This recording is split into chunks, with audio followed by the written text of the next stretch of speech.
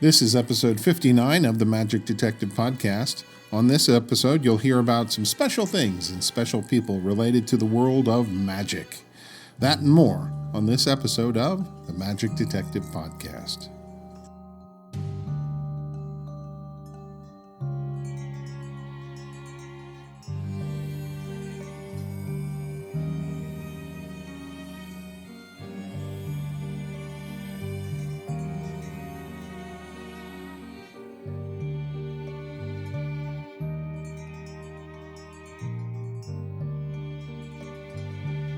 Hello and welcome to the Magic Detective Podcast, your podcast home for magic history. I'm your host, Dean Carnegie. I am the Magic Detective, and this is episode 59, kind of a special edition. So much has happened since I finished the last podcast. The virtual Yankee gathering finished up, and that was a lot of fun. I didn't get to see everything, but there were some things, let's put it this way. The things that I did get to see really stood out. Kevin Connolly, I loved your postcard presentation on Houdini. Whoa, that was so cool. Amazing collection. Loved every second of it. Great job. Laura London, come on now. You were absolutely brilliant. Laura did a talk on Mercedes Talma, and in season 1 of my podcast, actually episode 28, I did a podcast on Mercedes Talma myself, and I had great difficulty finding information on Talma. Now, along comes a Laura London, and obviously she didn't have any problems. She found out so much wonderful information. She revealed things that blew my mind. I loved every second of her session. So revealing, so well put together. She even had family members from Survey Leroy and Mercedes Talma's family come together. Just, oh, gosh. Oh, loved it. Loved it. And can I comment about any other sessions? Not really. I pretty much missed everything else. Unfortunately, I was auditioning for a famous TV show, the upcoming season of America's Got Talent. That's right. I figure about every magician on the planet has been on the show, so I might as well throw my hat in at this point. Actually, I've auditioned so many times they should give me an award for at least a participation award for having auditioned so many times. But we'll see what happens this year. Maybe I'll get on, or maybe they'll just be like, give it up, go home. It was virtual, so it was kind of a interesting thing in itself. So, this Magic Collector's Corner thing. What is going on over there? Are they just not tearing it up or what? They are just every Sunday. I haven't seen all the episodes, but every episode I've seen, I've been like, these guys are killing me. These episodes are so fantastic. And can they stick to a schedule? No, not at all. And I love that. Oh, we're just going to do 2 hours, and then 12 hours later, they're still going, and you're loving every second of it. David Sandy and Lance Rich. Wow, you guys just knocking it out of the park. And kudos to you. The last episode, which I don't know if it's the last episode forever or the last episode of their first season. I don't know really what's going on there, but that's up to them. Was on Tannen's Magic Shop, and come on, Tannen's Magic Shop? That was the big famous magic shop when I was growing up. I had never been to Tannen's, but lots of people had. I did mail order from Tannen's.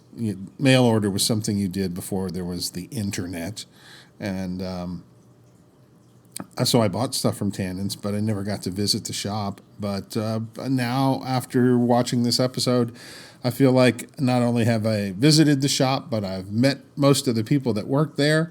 And what an incredible session it was. I'm not sure. I think it was 3 hours or more, and it was riveting. I couldn't stop watching it. It was so fantastic. I didn't know that I knew people that had worked at Tannen's at some point. just the best. So again, to David and Lance, well done, well done. Okay, so let's see what else do we have here.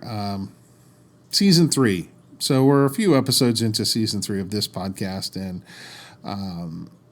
I've been giving a lot of thought about changing some of the things, and I really enjoy the format as it is. However, I don't know, whenever I talk about Magic history or the history of Magic, it's always in regards to those performers who have gone on before us and passed on. But I got to thinking at one point, there are many of us in the Magic community, many folks that have had their careers and retired, but are still around. And why not take advantage of them while they're still here and talk to them? And boy, is this really pertinent for today. Oh boy. Anyway, so it's something that I've considered just changing a little bit and maybe focusing on some folks that are still alive, and maybe even some folks that are still up and coming and making a name for themselves. So that's kind of what we're going to do today. I'm going to share a story about a young lady that I think you're really going to like, and then I have some parting words about someone else. So long story short, not going to be a big overhaul of the show, just going to be adding some unique segments from time to time, and probably going to do another interview from here and there, because the interview that I did with Judge Gary Brown on Al Flosso is now the number 2 most listened to episode of the 2 previous years. So, wow.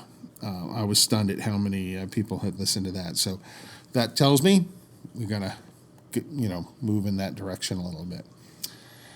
And now there's no time like the present to get started with the new stuff. So today I'd like to feature a young lady that I don't think is well known. She certainly has her own fans within her own geographical area, but she really deserves to be known all over the globe, not just in her own town. She was just a little girl who had hopes and dreams of pushing her boundaries, understanding nature and seeing the world. And what better way to do that than by becoming a real-life genie? But wait, who is this? Well, it all started with a little girl named Jeannie. She was born in Daly City, California. From her earliest moments, she showed signs of future stardom. It began with acrobatics and converting cushions from her mother's couch into a makeshift gym floor. She began to learn the rudiments of tumbling. She came from a family of dancers. Both mother and grandmother were dancers, and movement and artistry was in her blood from the start. Her earlier life was difficult. She doesn't recall her father, who left when she was only 2. Her mother was next to go, so Jeannie would grow up and live with an aunt and her grandmother until she was 11 years old. Now, despite having this tumultuous upbringing, you'll never hear Jeannie say a negative word. She always saw the brighter side of things, the silver lining, as it were. She does not embrace the victim culture. Rather, she takes each day and finds the goodness in it and excels in it in all that she does. From ages 15 to 18, Jeannie was a major competitor in gymnastics, winning over 100 ribbons and medals within 3 years. She was voted most valuable player in her sports acrobatics team 3 years in a row and won gold medals in the Northern Peninsula League 2 years in a row. By age 17, she was out on her own with her own apartment, car, and an unstoppable desire to test her limits in movement, art, and life. The next few years has her joining theatrical troupes and getting involved in performing arts. She attends college at Manhattanville College in New York, earning a specialized degree in international relations and visual and performing arts. She graduated in 1998 when she was just 23. Her next adventure was when she was asked by her acrobatics instructor to come back to gymnastics and train for a women's trio acrobatics national championship competition for one season. Following this, she taught circus classes at Cirque San Jose. At 29, she became part of the Friendship Ambassadors Foundation, leading groups to Eastern Europe and Western Europe, Russia, and throughout Asia and China. To date, Jeannie has a great foundation in dance, movement, circus arts, performing arts, gymnastics, and more. Then, in 1999, when she returned to California, she met Michael Stroud. Michael was a professional magician who had recently created a unique performing character called Majinga the Magician. Michael had this idea of creating a larger show with a cast of original characters.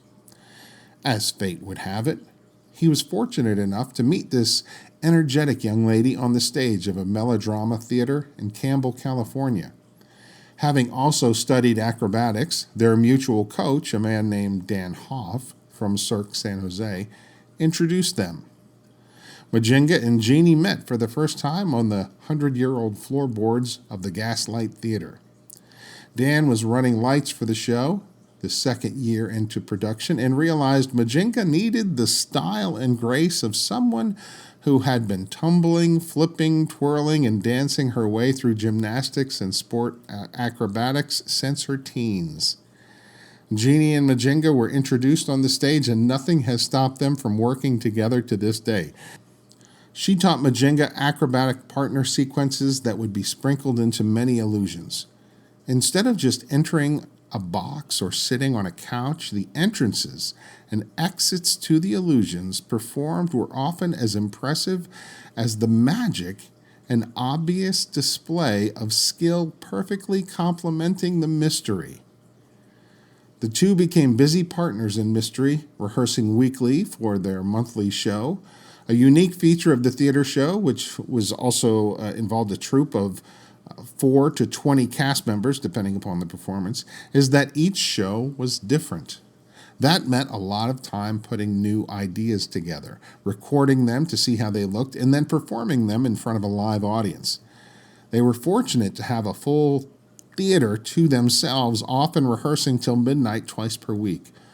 Over the past 20 years, Jeannie has performed an incredible amount of illusions, likely setting a record for the scope and variety of material she has presented. In 2003, Jeannie and Majinga competed at FISM in the Netherlands. Jeannie's acrobatic background made for an unusual act which got them a lot of attention.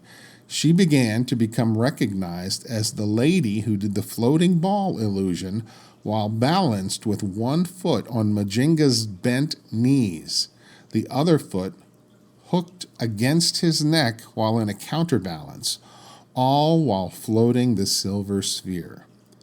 Out of hundreds of pre-qualified worldwide contestants, they were the only ones who incorporated acrobatics with stage illusion. While at FISM, they met Eddie Au of Eddie International Ltd., a magic manufacturer who sponsored a lecture tour for them in China.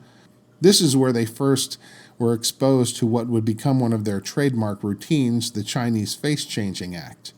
The act has taken them across the country and the world and remains one of their favorite forms of magical theater, incorporating illusion, dance, and unlimited creativity. From China, the tour took them to Indonesia, where Jeannie expanded their appearances to Bali and Jakarta. The tour was a huge success, and they made many friends. Magic Jeannie is not just a magician's assistant and ace choreographer, however. Because of her love of magic, she purchased a wholesale magic company called Rabbit Magic in 2006. The magic business expanded and grew, and Majinga and Jeannie created a lecture tour with the inventory of Rabbit Magic and began to expand their customer base, not just in the U.S., but overseas as well. Many of the routines would end up in their show called the Magic Bazaar, and their skill with silks and streamers and apparatus made people take notice. Eventually, Jeannie would take her Rabbit Magic and turn it into a brick-and-mortar place. Her store is housed within the San Jose Dancewear Company. They sell magic, do weekly magic classes, and the occasional event. It's also a big space for them to rehearse the large illusions in. Now with COVID, they also do Facebook Live events and Zoom shows. Magic Genie and Majinga have been busy performers, having entertained at most of the biggest events in the Bay Area, including the San Francisco Palace of Fine Arts, the Herbst Theater, the San Jose Theater for the Performing Arts, the California Theater, and the San Jose Arena, also known as the SAP Center. For 7 years, they were the resident magic show at the 500-seat Jose Theater, which is the current home for the Improv Comedy Club. Many of those performances can be seen on YouTube. Clearly, Majinga and Magic Genie are stage performers. So what does a stage performer do during COVID? Well, Magic Genie has applied her skills to the world of card magic and learned some incredible sleight of hand. She does incredible close-up magic, which can be seen in the Magic Bazaar and Magic Vision monthly shows.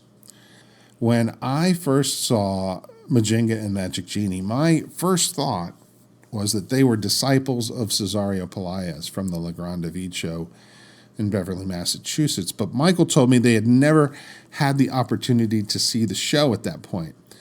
There is no mistaking, however, that a kindred spirit exists between the two shows.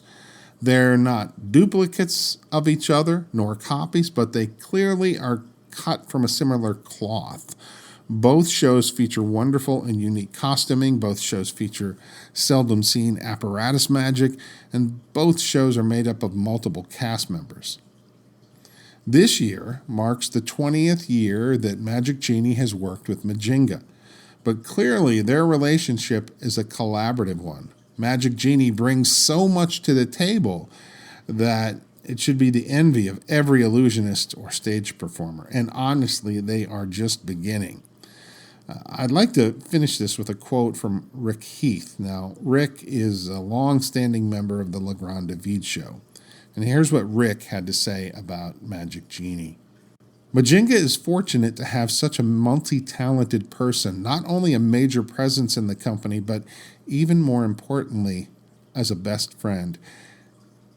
If magic doesn't foster friendships, then for me at least, it has little meaning or value. I was impressed with so many of the things Genie does on stage that appear so natural and effortless, such as the grace and rhythm of her movements, the allowing of the magic to speak for itself, the fullness of her gestures that reach the last row of the balcony, and her use of the whole stage. These are things that Cesario stressed from day one of rehearsals and for the next 35 years. There was also the absence, thankfully, of any pretensions and mugging for the audience, or of the cheap, repeated gestures used by so many magicians to elicit applause. Even the ability and confidence to stand silently without movement, as if presiding over the corps of dancers, is remarkable, especially when so many performers can't avoid all sorts of useless antics and meaningless movements. Bravo!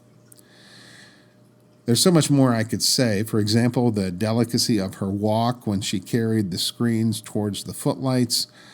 No big ego in the footsteps. Please share my appreciation for Magic Genie. And this from Rick Heath from Marco the Magi's production of LeGrand David and his own spectacular magic company. Well, my friends, I wanted to feature Magic Genie because females in our art don't get quite enough recognition. And here you have a young lady that is not just an assistant, but she's a magic shop owner, and she is a magician in her own right. As a matter of fact, if you go to my blog, which is themagicdetective.com, you'll see that I have posted a short piece on Magic Genie, and you'll get to see her performing by herself. You'll get to see her demonstrating a piece of apparatus magic, and then you'll see her working with Majinga.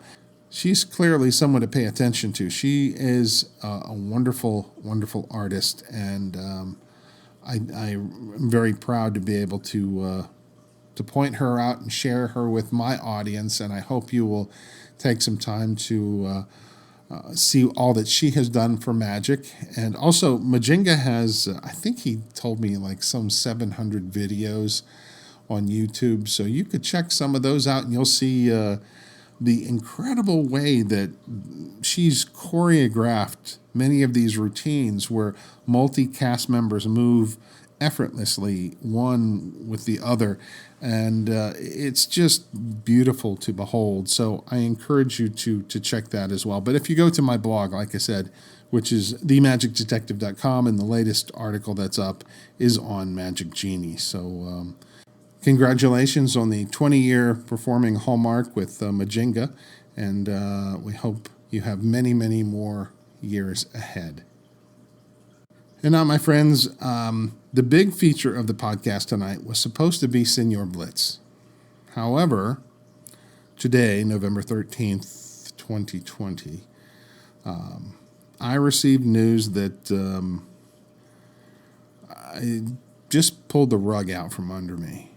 I grew up in the Washington, D.C. area, and you couldn't be involved in magic in this area without visiting and meeting Al Cohen of Al's Magic Shop.